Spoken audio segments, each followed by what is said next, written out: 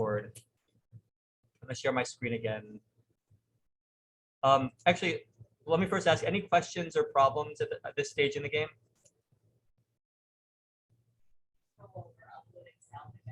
Yeah, definitely. That's what I'm going to do now. So, number one, you know, I'm not a sound expert. I tend to be pretty basic about my sound. I have a special sound recorder that I sometimes bring in. You have the ability to record in that recording booth next door. So you can kind of set up a time for that. If you want, I could communicate with the Commerce Department. I didn't do that this semester. In the past, we've just gone over there to record. In the end, it's fine to just record on your phone. Again, I think you'll have a richer recording if you do it with a video recorder than a voice recorder on your phone. And if you go into a closet, I mean, this background noise is going to be horrible. So if you just go into a closet in your room where there are clothes around, you know, you see this during the pandemic. All the pundits who are on news shows are like in their closet, the closets. People recording podcasts are always kind of like trying to get the perfect sound. Just make do, and it's gonna be fine. So do your recording. I would recommend if you're gonna break up your project into multiple scenes, I'd recommend recording each scene as an audio separately. It'll just be easier to work with, because if you don't, you'll just have to break it up in Adobe Animate, which is a little bit of a pain in the ass. So we can also, I have a tutorial again you can refer back to that where you're processing the audio in Adobe Audition. Now you don't have to do that. If your recording works in Animate, then you don't have to do anything with it. You can just plunk it into Animate. But we'll go through that process next week. If I think it would be really, really good to have your audio already in Animate for next week. So I'll make sure that you have access to the let's see, where is it? I'll make sure you have access to the tutorial. Here it is. So there's already on screen right now on the class blog a tutorial that goes through the process of adding audio to Animate. I'm going to do it adding. Let's see. Oh, I'm not sure if it takes you to the audition. I'll make sure that the audition part is in here too. So once you have your audio processed and ready to import into Animate, just some reminders. Here I have a file where I've actually transferred all of my storyboard scenes to different scenes in Animate. Now remember, you can open up this scene panel that's under Window, in the Window menu, Scene, and you can, it's a simple menu, but it allows you to kind of create new scenes, and you can rename them and rearrange them if you want. And the way they're arranged here is how they will play when you export your file. You also have the ability to go to different scenes in the navigation here on the upper left. So you can just click through to different scenes up here as well. And all I've done, the scenes are only as long as you have defined frames in the timeline, just like with your entire animation. So I've defined a hold frame to be about 1.5 seconds for the scene. And when you play it through, I can go to Control and Test to play my whole animation through. And you can see how long each scene lasts. And so you should be able to play it through and basically see, it's looping too by default, but when you export it, it won't loop. What you want to be able to do for next week, ideally, is have your entire narrative with the storyboard images in place with the audio accompanying it. So you can test your animation and have the entire story played out with just like still images and the audio going behind it. So to import audio, make sure that you have a blank, I'm going to go to scene 1, make sure you have a blank layer for your audio. It's just much better to have audio on its own layer. You don't want imagery on there, or else weird things will happen. I mean, it's not that horrible, but it'll be less predictable. So where's my audio? Here it is, cat.wave. I'm just going to drag it onto the screen, into the stage. And because this blank layer was selected, here it is. Second thing I want to remember to do is click on that layer and make sure it's going to sync to stream, so I can like scrub through like that. I was. So you can see that though my audio is longer than this, it only will exist on the time. It will only play up through the point which I have assigned frames on that layer. So I'm going to just create some more frames. And if I've recorded only this scene as an audio file, you'll see that the sound wave will just stop at the point at the end of the recording. If I only have, if my audio file is longer than I want it to be in this scene, I can just give it hold frames until the part that I want to be here is done, and then it'll just stop at that point. So when I play it through, it's like this. I was walking to my storage unit in Brooklyn on an overcast Sunday afternoon. See, so I've only given it that amount of time, and there's no sound in the rest of the scenes. So what I'm going to want to do is, if I might need to, if I don't record each scene separately, I'm going to have to go into the sound layer and kind of crop it down, because there's a lot of like dead air at the beginning, and then I don't get to the end of my recording. So what I can do here is, this is like the hardest to remember thing of the whole project. So click anywhere on the audio, and close to where you have that sync option to stream, you also have this little edit sound envelope thing. And hopefully you won't have to even click on this if you record your audio as separate files for each scene, then you won't have to probably worry about this. But by clicking on this, it allows me to actually edit how much of the sound is going to be placed in this timeline. So I'm going to zoom out until I can see the whole waveform. My entire recording is like almost a minute, which is related to the length of the project in previous semesters. But what you can do here, so you can adjust like the level of the volume, but the main thing we're going to worry about is adjusting the kind of brackets here in the middle between, this is the left channel and right channel. We're just going to adjust the brackets here. You can make it fade out or whatever, but we really just want to focus on what sound we want to include in this timeline. So because there's some dead air at the beginning, I'm just going to like cut in until I see the waveform starting. So I could cut into like here maybe. And then if I want to, I can also crop like where the sound is going to end. And I'm not going to know like how do I know it's the right length? I can kind of look at the waveforms and maybe like there's a pause between each sentence, but I can also preview. I was walking to my storage unit in Brooklyn on an overcast Sunday afternoon. Okay, I actually got it. I guess I've done this enough, but if I did it wrong. I was walking to my storage unit in Brooklyn on an overcast Sunday afternoon. I was startled. Okay, so I need to cut it down a little bit. So now I've cut it down to the first scene, and now I'm going to hit OK. And then I can kind of, like, I don't really know exactly how long that is, so I'm just going to keep adding frames. Oh, wait, and now I see the end of my waveform here. So that's the end of what I have determined to be the length of scene one. And I could put a little bit of buffer, empty space at the end if I want. I'm just going to remove the rest of these frames. So now I have frame one. I was walking to my storage unit in Brooklyn on an overcast Sunday afternoon. And so then I go into scene two. Do the same thing. So this is the kind of like annoying nuts and bolts stuff that you maybe want to you really want to have done and just taken care of before you actually begin animating. Because if you have this whole structure down, it's just a matter of kind of like filling in. You have your entire narrative already laid out, and then all you have to do is just animate. So you won't have to worry about things being synced poorly as much. You can just kind of move ahead.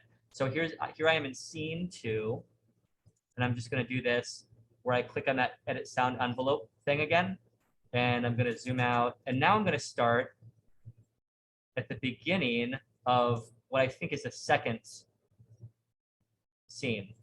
I was startled by the cries of a cat, which was standing beside a giant apartment building, staring up at a high open window. Okay, so I don't know where to cut that, but I don't have to even worry about where the sound ends.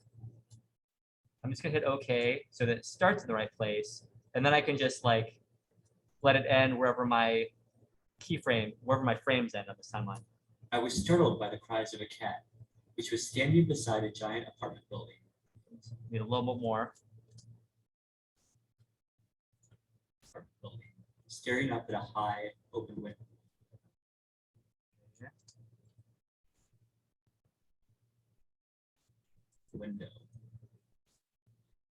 Okay, so I can cut that down a little bit.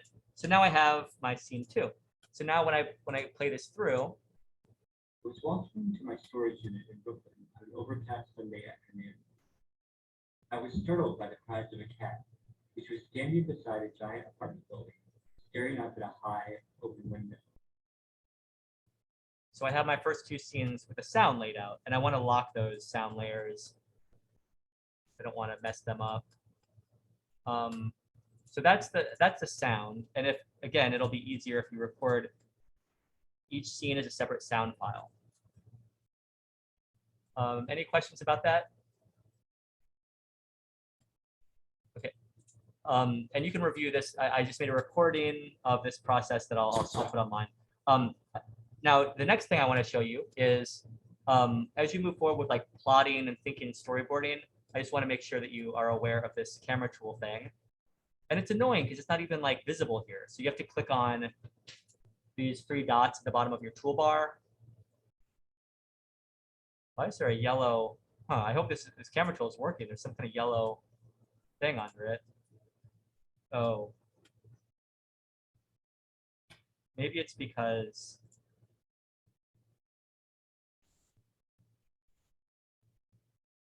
why isn't my camera tool working?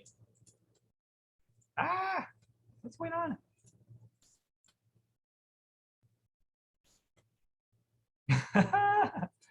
Okay, why? Oh, I know why. I do have to turn on.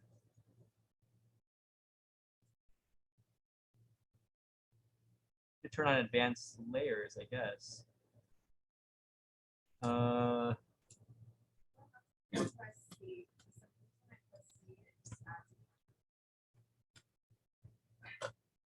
Well, I don't know. I press C. For some reason, let me just save this. Maybe it's because it's saved as an old. Let me just save it. Let me see if. That's it. So you should be able to use this camera tool. I might have to actually give you another tutorial on this, but I am a little bit unclear about why this is not working. Okay, I might have to set this off for future time. Let me start a new file and see if the camera tool will work. I think it might have to do with, there's this kind of newish thing called advanced layers, which didn't even used to be something that existed. So let me just give you a quick, the camera tool works now. I think it had to do with just this being a file that was from a previous version of Animate. And I think it had to do with these need to be converted to newer kinds of layers. And I don't see the option anymore. Okay, anyway, don't worry about it. Here's how you do it. I'm just gonna do a quick, let me copy this frame 1. Copy the image in frame 1. Bling. This should not affect you because you're making a new file. So if it does, if you have trouble doing the camera tool, I will happily talk to you about it. So let's just say this is like, I could import the sound if I want, but maybe I'll just not do that. But here, this is a very static file. Even you can actually animate and dramatize something that is fairly immobile. Now, you are required to animate and make things move, but much of your scene can be fairly static. You have a certain amount of time here. I don't expect, whatever, like Pixar, who's a great 2D animator at this point. I don't expect like pro level 2D animating at every millisecond of this project. So 1 or 2 of your scenes could be animated simply through the camera tool. So here's a very static scene. I can click on the camera tool, which creates its own layer. And what it also does is it creates this, let's see if I can, you might not see it at first, and I don't know why it's down here, but it creates this little handlebar thing. So creates its own layer. You could turn on or off your camera tool by clicking on this camera here. But what it does when it's on is it allows you to zoom by clicking the slider here, to pan, or even to rotate, which I don't usually use. So you can manipulate and animate this scene by just free transforming it or turning it into a classic tween. But if you have like a lot of layers on the scene and they're already moving around, this is a really cool way to simply add drama and kind of like filmic dynamism to this thing. So when I'm starting out, I can start off with like close up on this guy's head. And I could either create like a couple of keyframes where I have a cut between here and like, I don't know, let's say a shot of the whole thing. So here's a shot. I was walking to my storage unit when I blah, blah, blah, blah, blah. But you can also animate. I'm going to remove this keyframe by clearing the keyframe. I can also animate camera movements by turning this into a classic tween. So I could have the camera moving, kind of panning across and then zooming out so that I'm like going from a close up of me to the whole scene. You can do fast camera movements, slow camera movements. Yes. Yes. However, the way there is a z-axis, you can turn on three-dimensional like layer depth on layers, but the way I have traditionally done it, and what I would recommend, you can explore that if you want, but simply through the way you stack layers, that also creates how things overlap. But if you want something to feel much closer to the camera, something you can edit it on the z-axis. I don't really cover that fundamentally because I don't. You can decide whether you want to explore that. I can help you with it, but yeah, I don't necessarily want to push people to think about depth axis because you can, yeah, but yeah, let's talk if you want to.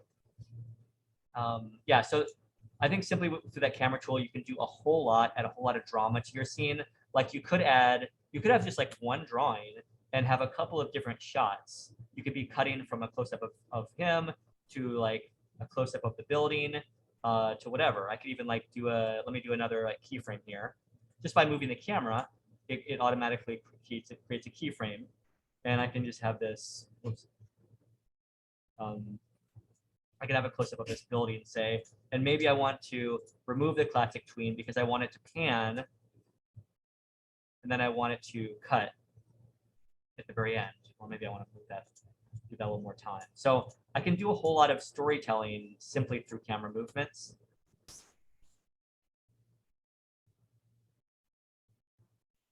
So that's just something you can employ in this. Any questions about the camera tool?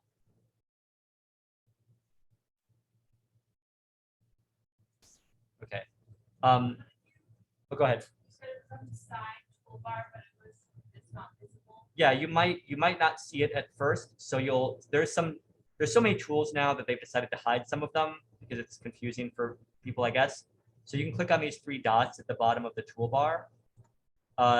And there's some tools that aren't visible here, and you can just sort of drag them into the toolbar if you want, or you can just click on them. And as Alice said, C is the hotkey for camera tool.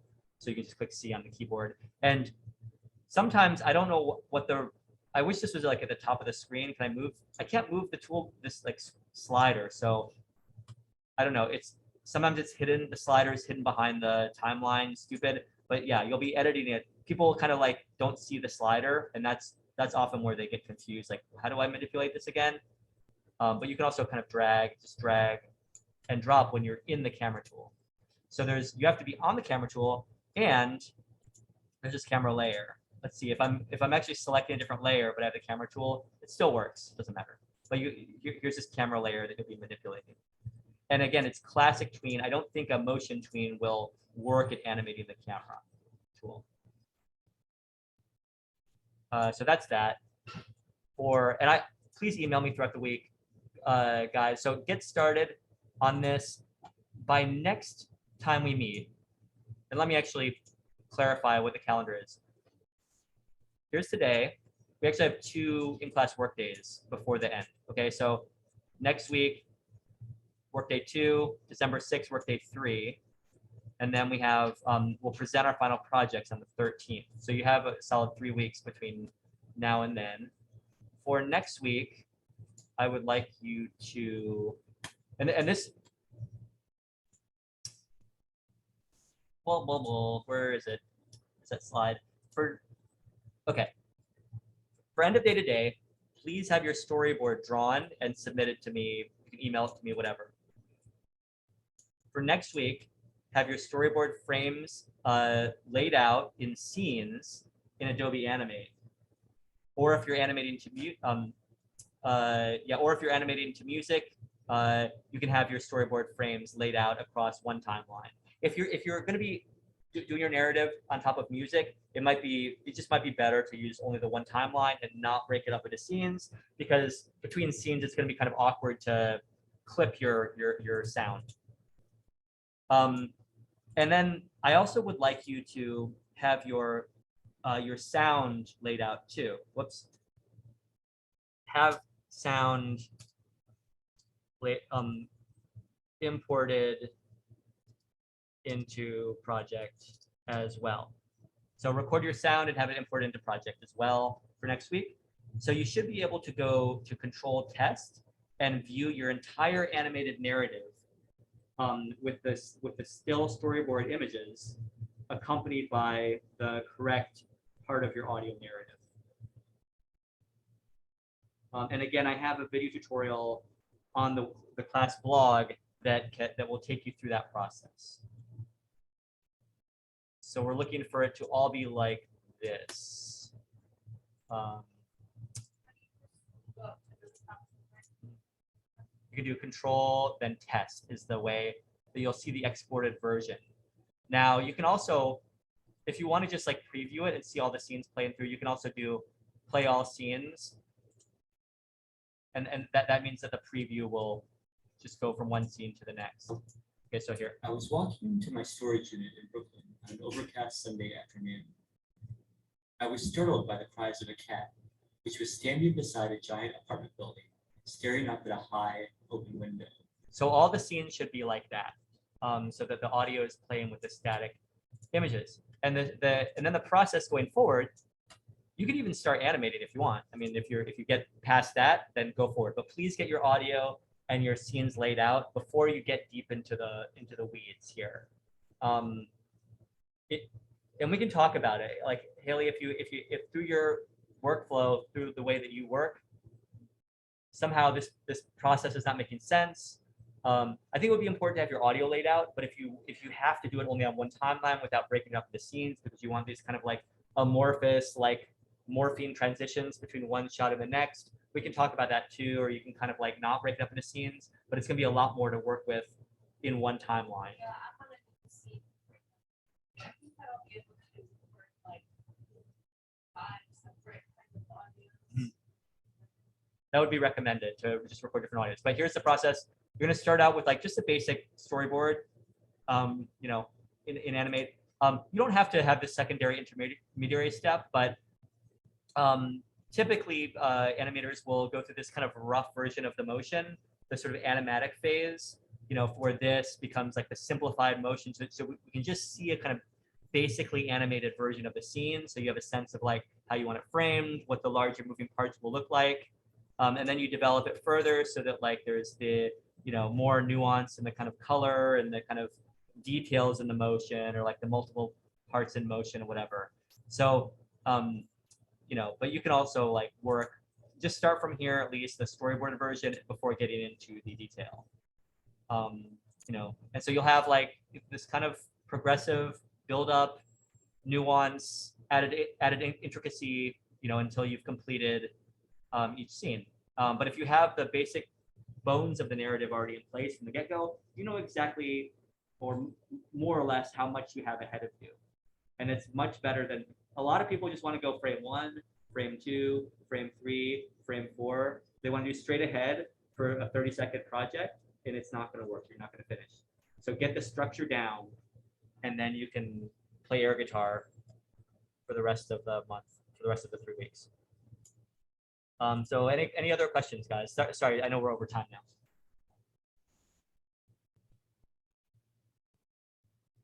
I'm just going to stop the recording.